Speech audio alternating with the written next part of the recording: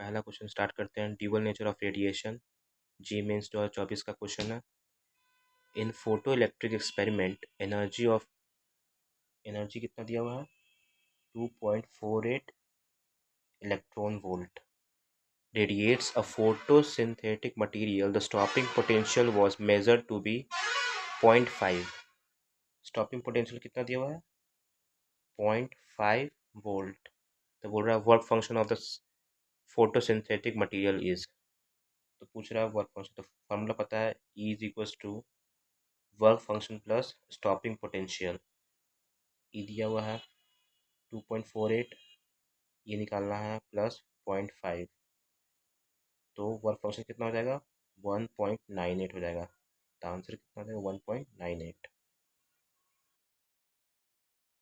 आज का दूसरा क्वेश्चन स्टार्ट करते हैं।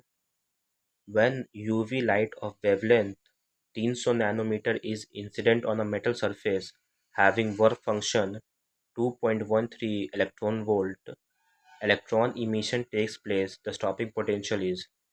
यहाँ एच सी का वैल्यू दिया हुआ है 2400 इलेक्ट्रॉन वोल्ट नैनोमीटर, और लैम्डा का वैल्यू भी दिया हुआ है 300 नैनोमीटर, और वर्क फंक्शन का वैल्यू दिया हो 2.13 इलेक्ट्रॉन वोल्ट। फॉर्मूला क्या होता है E is equals to work function plus stopping potential, H C by lambda इसको बोलते हैं। ये तो वर्क फंक्शन दिया हुआ, इसको नहीं छेड़ते हैं, और पोटेंशियल डिफरेंस।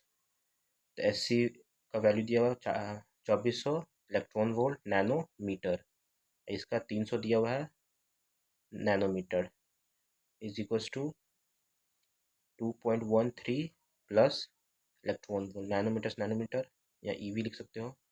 तो ईवी कितना, वी एस कितना आ जाएगा 2400 बाई 300 माइनस 2.13, 3 से ज़ीरो कटा, फिर 3 से तो 30 बाद में काटेंगे 124, तो 4.13 आएगा minus 2.13 is equal to V S stopping potential कितना आ जाएगा 2 आ जाएगा, 2 वोल्ट।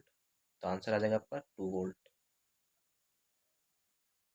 आज का तीसरा question, which of the following statement is not true about stopping potential, it depends upon frequency of incident light. True है ये। It is 1/e times the maximum kinetic energy of electron emitted. True है। It increase with increase in intensity of incident light. False है, क्योंकि ये frequency पे होता है dependent, और फ्रिक्वेंसी और इंसिडेंट में कोई रिलेशन नहीं होता है, तो ये फॉल्स हो गया। It depends on the nature of emitted material, ये ट्रू है। तो आंसर हो गया आपका सी।